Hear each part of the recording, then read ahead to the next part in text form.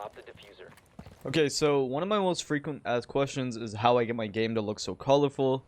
So in this video, I'll be breaking down that, plus my graphic settings, just for anybody that's looking for decent graphic settings. So let's get right into it. Okay, so starting out, I just want to show you the before and after. This is before. As you can see, that my screen is very bland and not very colorful, nothing standing out. Especially like I look into the sky, it just looks very not clear. Like you can tell the map doesn't look as clear as it could be. And this is after. So as you can tell, like after, everything's more clear, it's not as foggy. The black ice is standing out a lot more. Sky is clear. So I'm just going to show you basically how you do it. Now you need to have a GeForce card like that's compatible.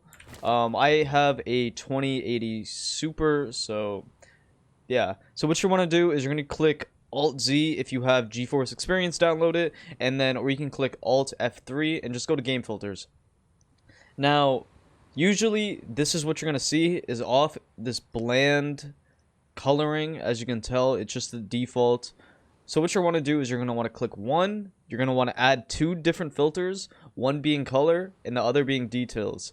Once you do that, go into color, bring down drop menu, and copy these settings: 0 tint color, 0 tint intensity, 0 temperature, and 72 vibrance. What this is going to do is, of course, make the game pop more and actually add color and life to the game.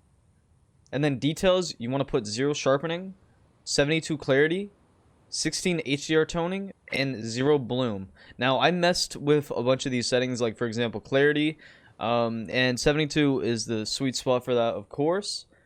And it just makes your game look so much prettier. Like, look at this. This looks like just, it's so meat, this coloring. Everything looks so bland. Look at the sky. Look how awful the sky looks, and the trees, and even the ground. And then you change it, and it's way more colorful. Now, if you don't have one of these cards, then I guess you're just poopy. You're just crap out of luck. Like, good night. I don't know what to tell you. It's sad. Now, I don't know if this will eat up frames. I haven't noticed it ate up any frames, but it might eat up like maybe 40 FPS. Maybe even more. I don't know. I have a 2080 Super. I'm averaging like 300 FPS while streaming. So, yeah. Let's get into the second part, which is, of course, graphic settings. Now, you're going to want to just copy everything that I put here. I'll explain one by one. Texture quality, you want to at least have this on medium. I put it on high because my card can, of course, support it. Texture filtering, you want to put this on Antitropic 8X. LO quality, ultra. I personally have it on ultra. You can put yours.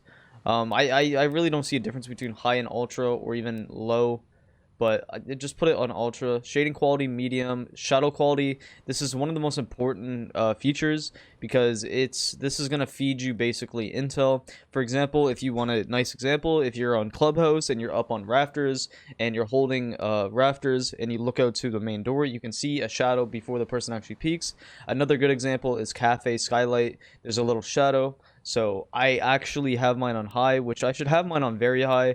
But if you have a lower end PC, if you can at least put it on high, then you should be a-okay. Reflection quality, low. Ambient, off. Lens effect, off. Zoom in, depth of field, off. And anti-aliasing, off. Everything that I have low or medium,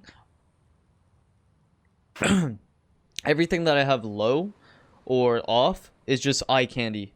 So all of these that I have on low or off, they're all just gonna eat up your frames, and they're just eye candy.